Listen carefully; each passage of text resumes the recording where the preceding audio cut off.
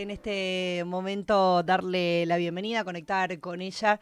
Es Delfina Rossi, que es economista, que es directora del Banco Ciudad y que recientemente ha publicado un libro que se llama Conducir el capital, Estado o mercado, una falsa dicotomía, de Editorial Continente. Bienvenida, Delfina Rossi. Aquí estamos el señor Leonardo Martín y Úrsula Asta. ¿Cómo estás?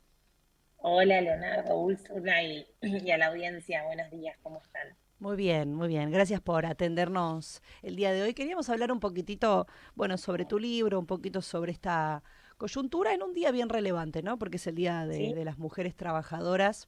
em, y bueno, en tu ámbito es particularmente el del mundo económico, pero también el mundo político, ¿no? De alguna manera. Sí. Primero, Delfina, este libro, Conducir el Capital, que claro, trae a la memoria algo bien claro para nosotras, para nosotros de Argentina, que es el peronismo, ¿no? Sí, exactamente, y está escrito desde el peronismo y para las militancias, ¿no? Pero es un libro que también hace reflexiones más sobre, bueno, qué es la economía y retoma una discusión sobre esto del Estado y el mercado. ¿Qué hace el Estado en la economía? ¿Dónde tiene que intervenir? ¿Hacia qué lugar? ¿En qué sectores? ¿Si es estratégico? No, sí es una discusión de todo el mundo, Mm, ¿no? Y me parece que estaba bueno escribir que nosotros, desde el sur del mundo, desde la Argentina, tenemos mucho para aportar, ¿no? Porque también a las economías emergentes, a los países latinoamericanos, se los suele encasillar en esta idea de ineficiencia, de esta idea de que los estados no sirven cuando intervienen, que una cosa es que intervenga los países nórdicos, mm, pero acá todo es corrupción, todo es la política, un poco lo que dice Milei continuamente. Y la realidad es que no es así, eso es una mentira, es una construcción que sirve para el imperialismo, que sirve para el control de nuestras fuentes de producción, nuestras materias primas, nuestros mercados, y un poco reivindicar entonces los gobiernos peronistas y los gobiernos de Néstor y Cristina y recordar lo que implica en términos de gestión del mercado, de intervenir para qué en los mercados, para equilibrar la torta, mm. ¿no? Digo, también acá tener en cuenta, digo, ¿para qué sirve que el Estado se meta a fondo en la economía? ¿En qué se produce? ¿Cómo? La innovación tecnológica, la soberanía, etcétera. Bueno, sirve para que en realidad los que menos tienen ganen más. Y ese es el fin de nuestro modelo económico. Estamos en diálogo con Delfina Rossi, hablando, bueno, un poco de su libro recientemente publicado. Delfina, y en este presente, ¿no? Donde claramente Javier Milei está planteando que quiere destruir directamente El Estado. el Estado, ¿no? ¿Qué pensás? ¿Cómo ves en esta coyuntura? ¿Dónde debería estar interviniendo el Estado para esta planificación económica? Bueno, este Estado, que es el de Javier Milei, claramente no cree en una planificación económica, en un Estado que acompañe la pequeña y mediana empresa, al contrario, ¿no? De hecho, para ir al último discurso de Milei de apertura de Mm, sesiones, le dijo que le da igual las pymes, cerraron más de 218 pymes en nuestro país, no hablo de industria, no hablo de empleo. Mm. Digo, su único objetivo es obviamente bajar la inflación, pero no le importa a qué costo. No tiene un programa de crecimiento, ni mucho menos, ¿no?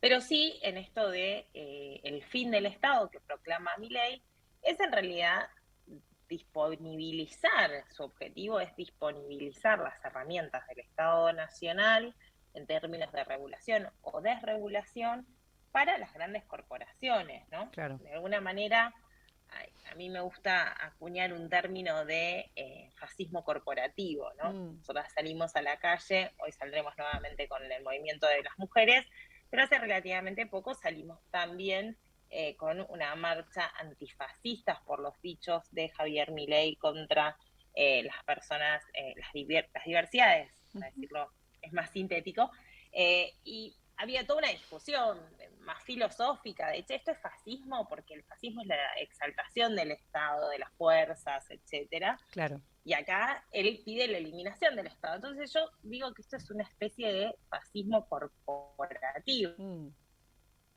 en el sentido de se busca eliminar al otro, se se agrede continuamente al otro, se persigue política y judicialmente a quien piensa diferente. Acá quien pone el cuerpo en esa persecución es Cristina Fernández de Kirchner, pero a su vez es un fascismo que disponibiliza las reglas del juego exclusivamente para las grandes corporaciones, no solo de la Argentina, sino del mundo, ¿no? No es casual que la agenda diplomática de nuestro presidente Javier Milei sea la del diálogo constante con Elon Musk, en lugar de buscar un diálogo con pares gobernantes, que sean de gobierno, ¿no? Entonces, obviamente, lo que yo recojo en mi libro y recopilo es una antagonía al modelo que estamos viviendo hoy, y termina siendo una defensa de la democracia, ¿no? Digo, cuando la economía no se planifica, cuando el Estado no se pone adelante de gobernar el equilibrio entre el capital y el trabajo, el equilibrio entre el capital financiero y el capital económico y productivo, bueno, en realidad lo que se nos pierde y se nos escurre entre las manos, digamos, es la democracia en sí misma, porque nos damos cuenta que al final quienes deciden son los que tienen los dólares, los que pueden hacer devaluar, los que rodean la deuda, etcétera, etcétera. Estamos en diálogo con Delfina Rossi, que recientemente decíamos publicó su libro, Conducir al Capital, Estado, Mercado, una falsa dicotomía, que tiene el prólogo de Cristina Fernández de Kirchner, este libro. Hay algo que, mira, mientras hablabas, pensaba, Delfina, que me parece que de alguna manera esta semana, y quería preguntarte por eso, nos dejó una suerte de ejemplo gráfico sobre esta dicotomía y este debate que estás planteando, que fue el gran apagón de energía eléctrica que hubo el día miércoles, que decíamos, bueno, acá hay empresas privadas, sabemos qué es lo que está pasando con esto, que las tarifas aumentan, pero que evidentemente no se hace cuanto menos una inversión requerida para lo que el consumo de un día de mucho calor necesita o para mejorar.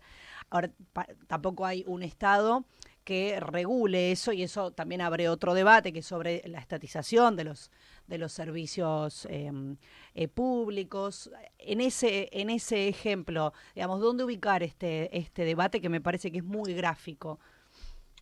Bueno, tal cual vos decís, ¿no? En los 90 se hizo una concesión de este servicio. Recordemos que Edesur y Edenor también no dejan de tener concesiones.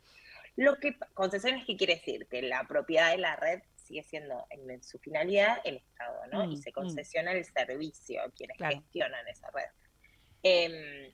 Pero, ¿qué hicieron en los 90? ¿Qué hizo el Menemato? Le dio una concesión por 99 años. Es una locura. Sí. Digo, es como que, esto que le encanta hacer a los economistas neoliberales y neoclásicos también. Supongamos que vos tenés una casa, ¿firmarías un alquiler por 99 años? ¿Entendés? O sea, ya de por sí es una estafa desde el vamos, ¿no? Entonces, los mecanismos que tiene el Estado y que tuvo después de los 90 para exigir el cumplimiento de ese contrato son muy pocos, porque vos ya se la diste por 99 años, ¿se entiende? Entonces también es totalmente injusto cómo se realizan algunas políticas que después el pueblo argentino la paga por generaciones y generaciones. Por eso para mí es tan importante que alcemos la voz contra la política de convertir el Banco Nación en una sociedad anónima, ¿no?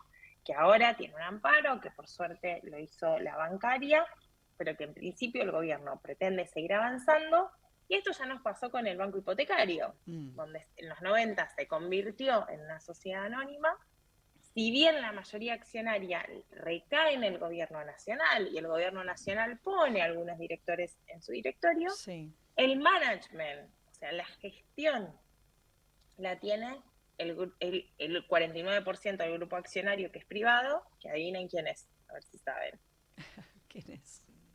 Un grupo privado que le viene muy bien tener un banco que también hace hipotecas, porque es un grupo que labura sobre inmuebles, que se llama IRSA. Claro. Entonces, ¿cuál es la casualidad? Entonces pusiste al Estado de muleta de una corporación, no a favor de que la gente tenga vivienda. Acá también pusimos una concesión de lo que era la red eléctrica de SECBA, de todos los argentinos. Se la dimos como una muleta a un grupo privado.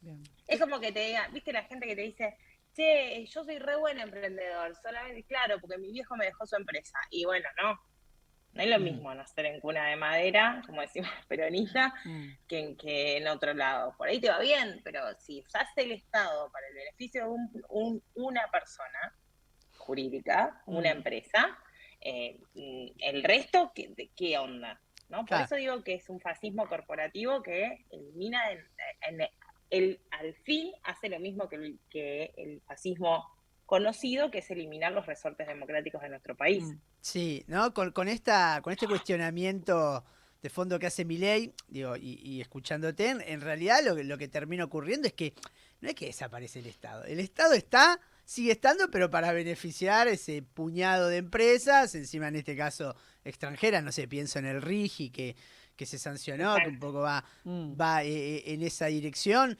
Pero no es que desaparece, sino que beneficia a unos intereses muy particulares.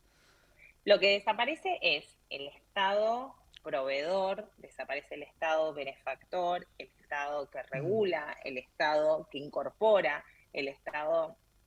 Nosotros hablamos de Estado benefactor, en la Argentina no llegamos a un modelo consolidado de Estado de bienestar como el europeo, pero ese es el Estado que eliminan, ¿no? Mm. Entonces se van a una propuesta eh, que busca un Estado que conviva también con estas nuevas formas de trabajo, que era lo que empezábamos a hablar antes, Ujú.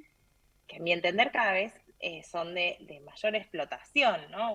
Ustedes seguro les pasa, Mm. miren, todos estamos llenos de amigos, amigas, que es viernes a la noche, sábado, domingo, no importa, y siguen conectados, intentando hacer un laburito, intentando conseguir un ingreso más.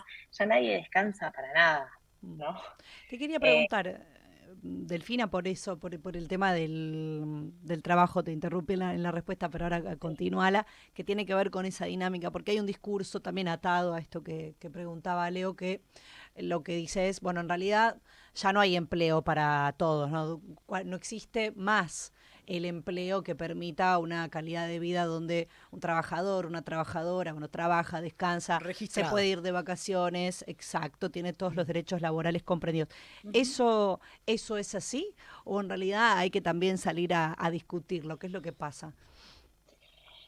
Miren, es así porque el capital y el aumento de la productividad se está concentrando en Mm, Argentina y en el mundo, ¿no? Entonces, la introducción de tecnologías en los procesos productivos, de automatización, de reemplazo de puestos de trabajo por tecnología, inteligencia artificial, etcétera, mm, no se están socializando, ¿no? Mm. En realidad hay muchos autores, Liu Chung Han y otros que estudian también esto de la IA, que resaltan el hecho de que nunca la humanidad había tenido tanto bienestar material y sin embargo somos tan infelices. mm, Y yo, porque soy peronista y porque toda la vida laburé esto, estoy convencida de que la infelicidad viene por el hecho de que es extremadamente injusta la sociedad. mm, Entonces, si no hablamos de justicia social, de redistribución, de distribución de esos beneficios, ¿sabes que vamos a ser infelices las grandes mayorías y la sociedad en su conjunto? Porque tenemos mil millonarios que pueden tener el mismo, que tienen de su patrimonio lo del PBI de distintos países, mm, y al mismo tiempo tenemos personas cada vez más pobres que están arriba de una bicicleta 7 días a la semana, 24 horas para poder comer y que sus pies coman, o que están arriba del Uber y que en realidad se tienen que sentir orgullosos por ser emprendedores, pero si tienen un accidente en la esquina, se quedan sin laburar y sus pibes se quedan sin comer. mm. ¿Dónde vimos ese nivel de explotación? Estamos retrocediendo en nombre de la tecnología a niveles que yo creo que son precapitalistas o al menos anteriores a la jornada laboral de 8 horas. Mm. Sí. Y la lucha histórica del movimiento obrero, estamos atrás de eso. Entonces, lo que a mí me parece es que tenemos que salir de este estado de sorpresa sobre el hecho y dejar de aceptarlo como si fuese un beneficio para nosotros, Mm. ¿no? Que pueda, digo, bueno, labura desde tu casa y entonces, primero, la mayoría de la gente que labura desde su casa no labura desde un country, desde la pileta, labura Mm. desde un departamento 2x2, sin aire acondicionado, y en condiciones paupérrimas, y después no está bueno que tengas que laburar 24/7, por más que sea desde tu casa. Ujú. Se Mm. perdió el descanso, ¿no? Delfina, te cambio de tema. vamos a la actualidad, volvemos a la actualidad argentina. Se está discutiendo en estos días, el gobierno envía al Congreso, en este caso, FMI, ¿no? Está buscando un nuevo crédito del Fondo Monetario Internacional. ¿Cómo estás viendo esa situación? ¿Qué pensás? ¿Cuál es tu opinión sobre ese tema? Bueno, esto es algo que el gobierno anunció desde el día 1, ¿no? Mm, Que iba a ir de nuevo a intentar conseguir más fondos del FMI. Recordemos, ¿se acuerdan? Durante el gobierno de Macri decíamos que Caputo se creía el Messi de las finanzas, ¿no? Ellos decían que Le era el está, Messi de la ¿se finanza. acuerdan, no? Sí. Le está costando al Messi de las finanzas encontrar nuevamente ese acuerdo. Es raro, ¿no? Recuerdan que a principio de marzo salieron a decir que no iban a devaluar y que y que ya tenían el acuerdo. Luego el principio de febrero, perdón. El 14 de febrero fue el Libra Gate. Ahí yo creo que se le complicó la cosa al gobierno. Insistieron en que tenían el acuerdo y me parece que sacaron ese comunicado el otro día porque sintieron que no era suficiente lo que había prometido Milei en la apertura de sesiones, y sin embargo todavía no vemos el DNU. Entonces, hay cosas que a mí me da la sensación que es como el anuncio que hizo Mauricio Macri ese martes de mayo del 2018 que dijo, ya tengo cerrado el acuerdo con Christine Lagarde, ¿no? De hecho, todavía creo que no tiene el acuerdo cerrado. Uno supone que efectivamente tiene todo el acuerdo con Donald Trump, pero recordemos que el FMI es un órgano colegiado en donde, bueno, también los países europeos, con los cuales Trump se ha estado peleando las últimas semanas, no deben estar tan contentos en seguir dándole plata fresca cuando al mismo tiempo están rearmando su programa bélico, ¿no? En Claro. realidad, Francia y Alemania están viendo cómo reinvertir plata para sus propios ejércitos en una potencial guerra con Rusia. Yo digo, pareciera que sí que va a venir la plata, mientras tanto, a mí me parece que hay una parte de incógnita. Sin embargo, digo, supongamos que tiene la plata. ¿Es bueno o no para la Argentina?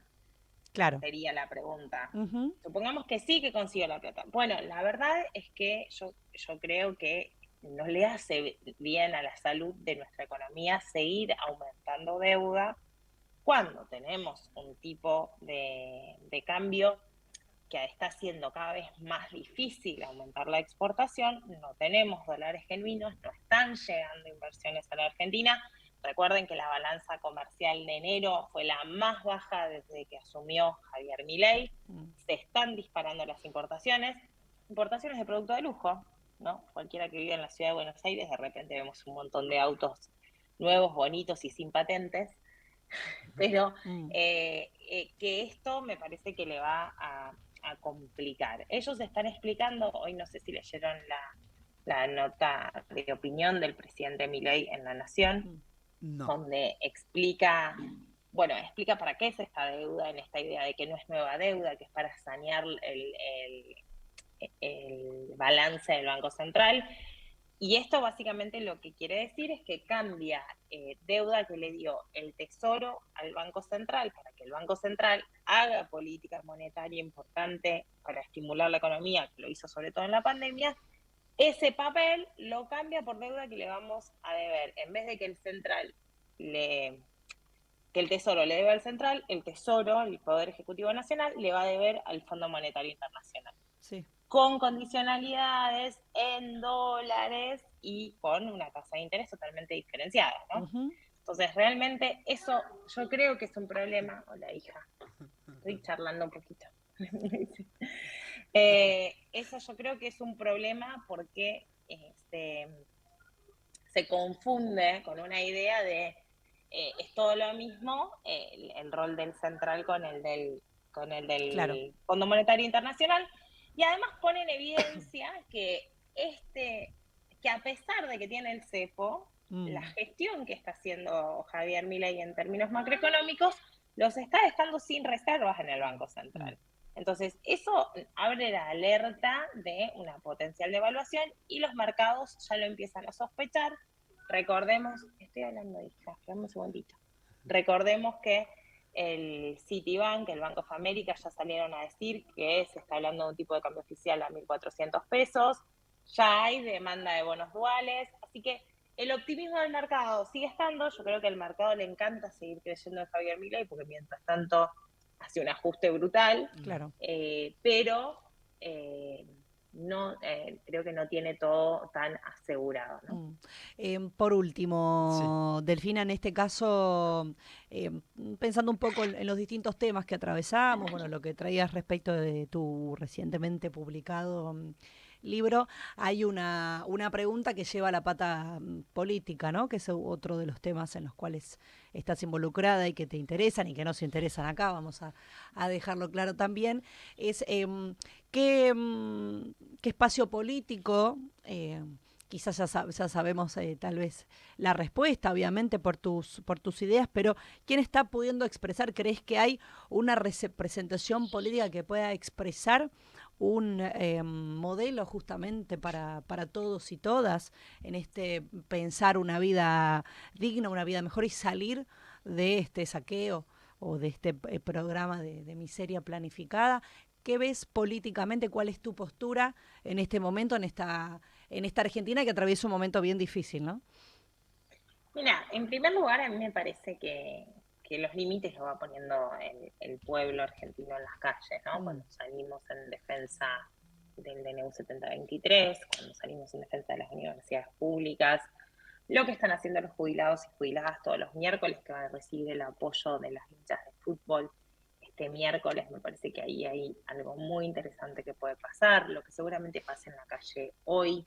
eh, Resistencias que a veces parecen aisladas. Recordemos que hubo paro docente en el inicio de clase en muchas provincias. ujú. El 17 y 18 hay paro de docentes universitarios. La paritaria de los docentes universitarios, lo digo como uno de ellos, está muy atrasada.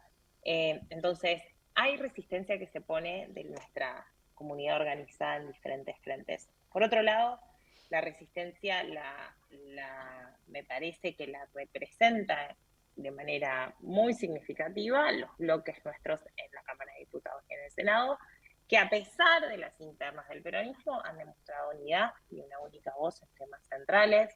Recordemos que gracias también a nuestra oposición se bajó, por ejemplo, el DNU de financiamiento a la CIDE, Mm. se hizo la ley de financiamiento universitario que tuvo que vetar luego el presidente Milei. Se había llegado a un acuerdo en la fórmula jubilatoria que después él la dio vuelta también. Digo, obviamente, si estamos hablando de que Milei y su gobierno quieren enviar el acuerdo con el FMI, con DNU, es porque en las cámaras no tiene el acuerdo y las mayorías necesarias, ¿no? Mm. Recordemos además que el propio Franco se está dando vuelta esta semana a los audios diciendo que ellos querían pasar el acuerdo por el Congreso, ¿no? Sí. Entonces, claramente no tiene los acuerdos, es un gobierno que viene gobernando sin presupuesto, que no ha podido generar ningún consenso en ese sentido, a pesar de que sabemos de que compra voluntades de manera abierta, como lo hemos visto con el caso Providen, ¿no? Entonces, en la oposición la está marcando el peronismo a nivel nacional, y yo creo que la presidencia de Cristina Fernández de Kirchner del Partido Justicialista Nacional nos va a permitir no solamente ser una oposición al gobierno de Milei, sino empezar a transmitir la alternativa de gobierno que somos de manera más coordinada, conjunta, más potente. Recordemos que el justicialismo es un movimiento y eso tiene muchas aristas, no es esto un partido socialdemócrata europeo donde hay una única voz en todo tiempo y lugar, sino que tenemos muchas más vicisitudes o bemoles a la hora de unificar el posicionamiento de la alternativa, pero sin embargo allí reside también la potencia. El peronismo muchas veces cuando se lo ve se cree que está muerto, en realidad estamos ahí reorganizándonos y creo que antes de lo que la gente puede pensar va a reaparecer esta alternativa desde nuestro espacio. Es Delfina Rossi, a quien escuchan, es economista, es directora del banco, dentro del Banco Ciudad. Recientemente publicó su libro Conducir el Capital, Estado Mercado, una falsa dicotomía, de Editorial Continente. Gracias, Delfina, por este paso por Radiográfica. La seguimos pronto, seguramente. Un abrazo. Por favor, gracias a ustedes, un abrazo. Abrazo.